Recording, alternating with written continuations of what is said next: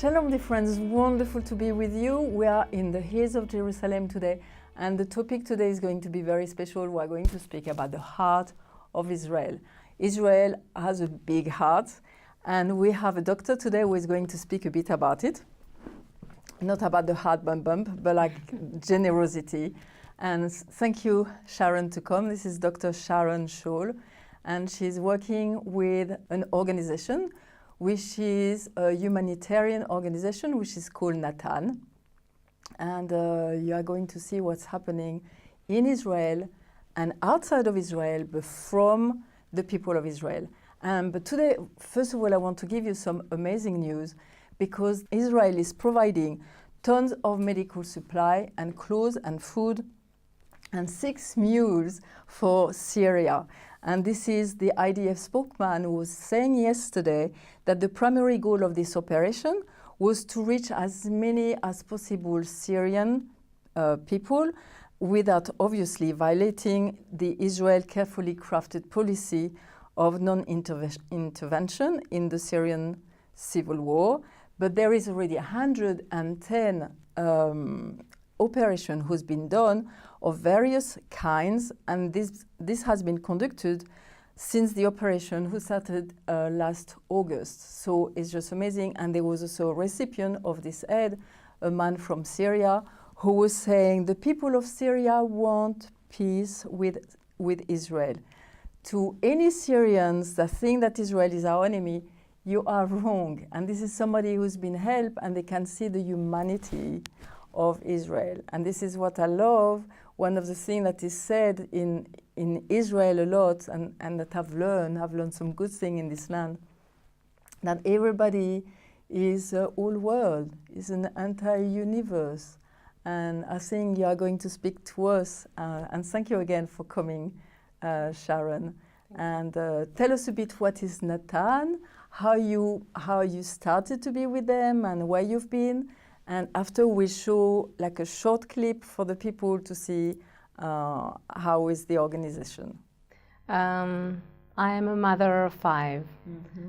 I live in the north of Israel, near Nazareth, in a small settlement called Alon HaGalil. I'm a family physician. I work in a kibbutz in the north, Kibbutz Mizra. And actually, since 2010, I take part, and I'm responsible for the medical aid in the Natan organization. Natan is an NGO that works for many years. It's in the memory of Abi Natan, which was a very famous Israeli peace fighter. Mm-hmm. And actually, Natan, the word, means to give in Hebrew. So, I took part in a few projects. We usually give help in areas of disaster, like earthquakes and other disasters. I took part in a project in Haiti, Nepal, the Philippines, and Serbia. So it's wonderful, and we are going to see this short video. And you are going to see the project has been always out of Israel, but from Israel. Let us watch that. The late Abi Natan's life story is the inspiration for the non-governmental organization Natan. The desire to do for our fellow human beings, to act and enable real change in places that suffer from natural disasters or tragedies caused by humans. In the last 12 years, the nonprofit has acted in each of the major disasters that occurred around the world, while expressing its values and unique approach to disaster relief.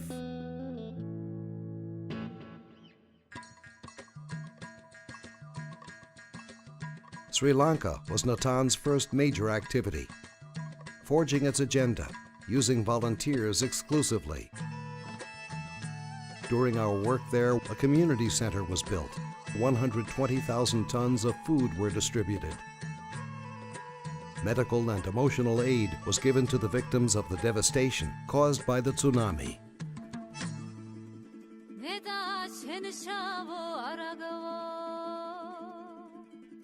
In Georgia, following the internal displacement of thousands of citizens, we expressed the value of collaborative work with other organizations, harnessing the abilities of the local population. Natan volunteers include physicians, nurses, social workers, and educators, sharing their experience and capabilities with local people and training the trainers.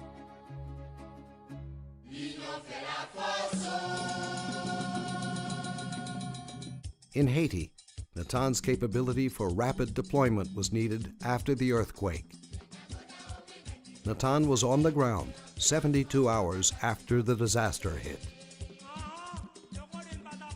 Local culture, language, and customs dictate the relief plan.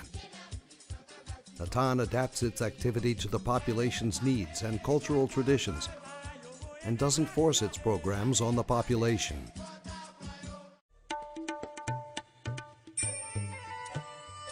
Natan's work emphasizes a holistic approach, incorporating medical, psychosocial, and community activities, from life-saving medical relief to the creation of a rural training center for children, teaching art, all according to the needs of the local community.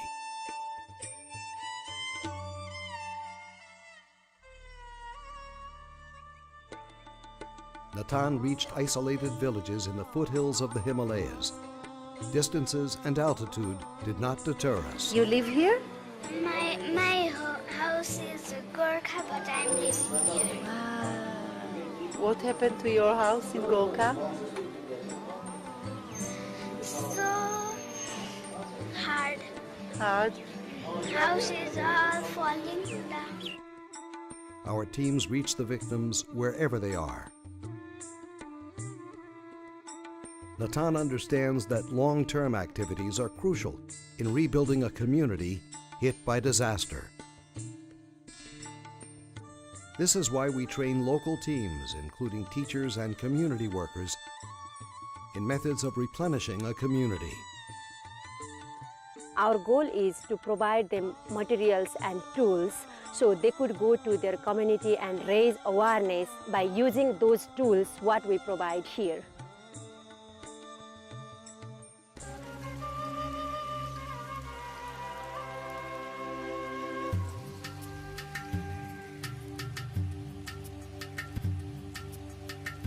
Wasn't it amazing to see all these Israelis going out of the country and helping where there is disaster? Now, Sharon, you've been yourself over there, so tell us a bit how it was for you, because you meet also different cultures, so you have to adapt to what's happening over there, and how Natan is working. It's always a very unique experience and very special experience to meet people in their very hard situation. Mm-hmm. But it's very good, and it's a very good feeling, and it's something that I thank every day that I'm able and I can help, and it's a very good and very important opportunity for me to do that. So I'm very happy for that. So when it's like that, you drop everything in your land here, and you go. And for how long do you go? Yeah, actually, we are all volunteers in Natan. No one works for, no one gets paid for that. And when we have a project and we decide that we go on that project, usually we get there in around 48 hours. So we have to leave everything. I take a vacation, and actually we don't get. Also the time that we spend there this is the vacation time from work, and we try to do it as quick as possible to give this help. So we leave everything, we say bye to the children, and we go. I know, it's a big thing. So for example, when you went to Haiti, so how long did you stay over there? Usually, I stayed for 3 weeks. Okay. For 3 weeks. It's pretty long time when you have families and you have job that you have to do, but this is the minimum time that you should be there in order to help, in order to get into the things and time to help. So that's what we usually ask the people. The delegations from Natan is a multidisciplinary organization. That means that we give help. We have experts in a few fields. The first is the medical help that we give. We give medical help. It's a primary care. That means that we get to the place and we start working as soon as we get there, and we don't have big hospitals. We cannot do very operation or no, surgery we or don't do operations. things like that. We do primary care, but we can do it from the minute that we get there. And in the So meantime, it means like antibiotics or this kind of thing, which is like seems very simple for us, but for them it could be something like a life-saving. yes, also infectious disease and sometimes burns. It depends on what, sometimes even fractures. But we give the first help at the place as needed. And then we have also assessment of experts who come from the psychosocial field, social workers and psychologists. We always come together, whatever we do. We have experts from both fields, and usually we have logistics men who deals with all the logistics. And sometimes we also have educational team. Usually they come later, but this is, the delegations come usually for 3 weeks, and then we change delegations so we can stay for a long time, for a few months. So, for example, when you say that you have people who come with a for helping psychologically, you do it to the people that you are coming in the country. But I was reading, and I know when you have volunteers, your volunteers need also some help sometimes, because suddenly they are facing things that are not really normal. Yes. So you do also work? Sometimes you do. You see very difficult things, and it's hard to deal with yourself. But our social workers, they're experts in trauma care. Israel is very famous for trauma care, unfortunately. So the social workers and the psychologists, they work first of all with the people who need the help. Usually they don't treat them. Sometimes they treat them directly, and usually they also have training for the trainers. Mm-hmm. That means that local people can have the can learn the methods how to help their own people. But also what they do is very important, is they take care of our teams. That means that we have, usually I can say that usually we have every evening we have a meeting, and we sit together and we refresh and talk about what we saw today, and we speak about the hard things. So we have like a sharing between us of what we have gone through, and we have an expert help. So. To be able to, okay, this is very good. When you went also to Syria, this was like a very special thing, because you were looking after people who were like in transit. We were in Serbia. Serbia. Yeah, in Serbia, and we took care of the refugees mainly from Syria, some of them from Afghanistan. Actually, it was really a transit, but before we went, we thought that this is, we cannot sit and not do anything when we have our neighbors suffering, and we thought, what could we do in this situation? And then we contacted Serbia, and we understood that there is a camp there for a transit camp, but people who go there, they come by foot, they come on the whole way from Afghanistan and from Syria and by the sea through Greece, and they walk from Macedonia to Serbia. Actually, they want to get to Europe. And this was a place where we could open a clinic just on the way, and when they went through, we had a lot of people coming in, and we took care of many cases. Some of them were severe, some of them are easier. And it was a good opportunity to meet the people, to help them. And also for us, a good opportunity to have, this was the first time that we could do an operation where we work Arabs, Jews, Christians, Muslims, and Jews together in order to help. From Israel. Israeli, yeah. So you were like an Israeli doctor, and you told me there was... Yes, I was, in our clinic, we had a Muslim doctor, a Christian doctor, and Jewish, and I was there. And the social worker also, one of them always was Jewish, and the other was Arab, and we lived together, and we helped together. I believe that that peace we do not in talks. Yes, you are making it. We are making it. We're doing something good together. We believe in what we are doing. And this was a very good opportunity for us to learn that and to start doing it together. So we still do it now in Greece. Actually, we continue the same work with the refugees in Greece now. Yes, so tell us a bit, because this is your newest project that you are doing. Maybe just before we speak about it, we're just showing you again a clip, and you can see they built, there was nothing at all. They built this school, and you can see this one big family, and there is a lot of interaction. Just watch that. The One Happy Family Campus, created by Natan with our local partner Swiss Cross Help, started operations in April 2017 on 6 acres of private land.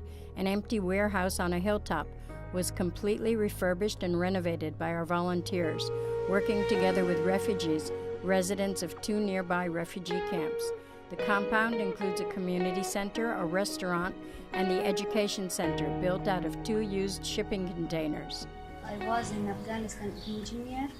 I live in Karatape, but and also I am teacher in Happy Family School.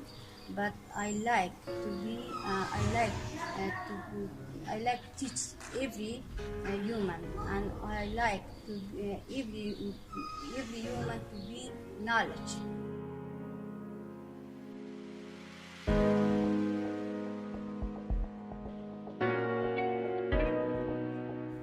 Isn't it amazing to see that, thinking that there was nothing at all, and the refugees needed something. And you know, when you are a refugee, I haven't been a refugee, but sometimes reading articles, you start to feel the mood, and you, like I was a nurse before, so sometimes there are empathy, and you can feel you need to have dignity, you need to have some self-respect.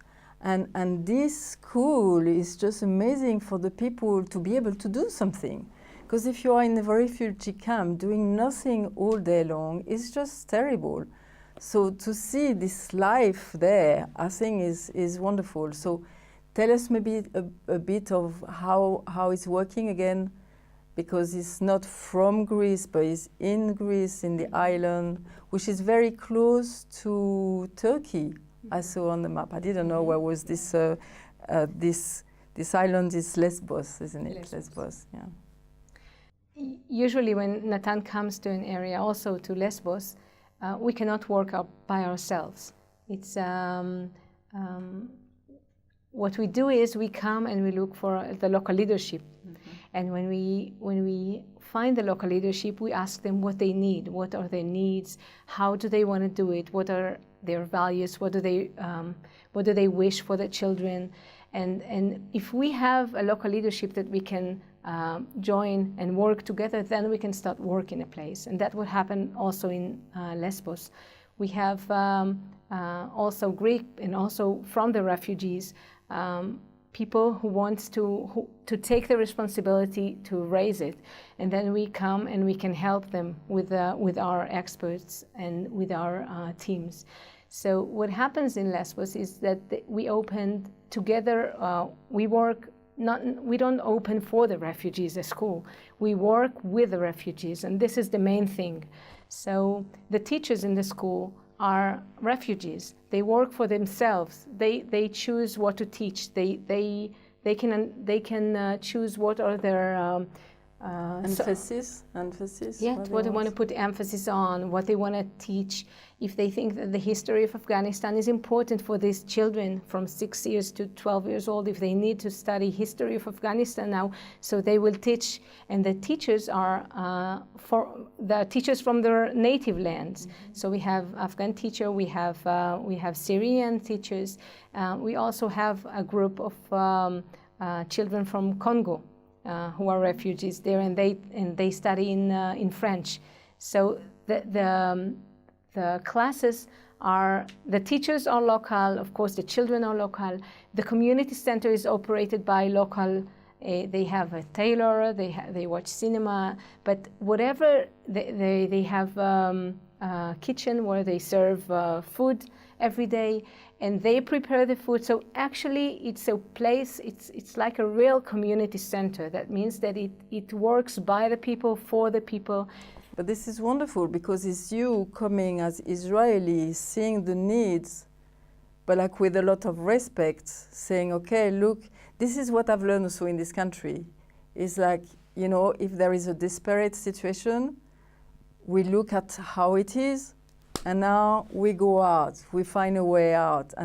And that for you to bring this kind of tool also, because I think it's a tool and it's a way of thinking, that no, life can be desperate sometimes, but you can go out of where you are. If this door is closed, let us open another door. Let us find opportunities. You have potential in you. You have dignity, and this is just wonderful to see that. And when I like also, like you, I'm sure you know, tikkun olam is something that you have so strong in your culture, which means like to repair the world. And this is what's happening here in Israel, is like Israelis who are Jewish and Christian and Muslim coming there. Do you know for how long it will work?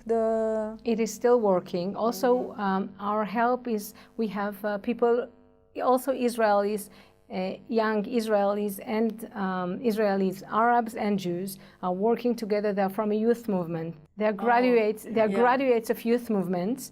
And so from the Arab and the Jewish, from an Arab and a Jewish youth movement, and they work together and they help the local people to operate this project. And this project it's very special, it's very unique. That's why it has a lot of attention from the Greeks and from the other organizations who come to see how it works, because it works by the people, and this is the main thing. And right now we have this school for children working. So the needs now are for the grown-ups. They come from, they have professions and they want to get involved in Greek, and they want to build their lives back in Greek, and they asked to learn English and to learn Greek. And that's why now we are trying to operate an adult school that would work. And for that we need help also, because all this project is actually by donations. So we are... So wonderful, you see, if you want to help, maybe you can be in touch with Natan, and you go on their Facebook, and you go on their website, and you can contact them. And we never know, you know, life is an adventure, and you started, and we don't know what can happen. And from Sharon, thank you again for coming, from all the way to from Nazareth, and from Sharon and me, bye, and see you next week. So today we are looking at the third species of the 7 species. Do you remember Shevat Aminim? And so the third one is Geffen, which is wine. Okay. Now, do you know who was the first one who was making wine in the Bible?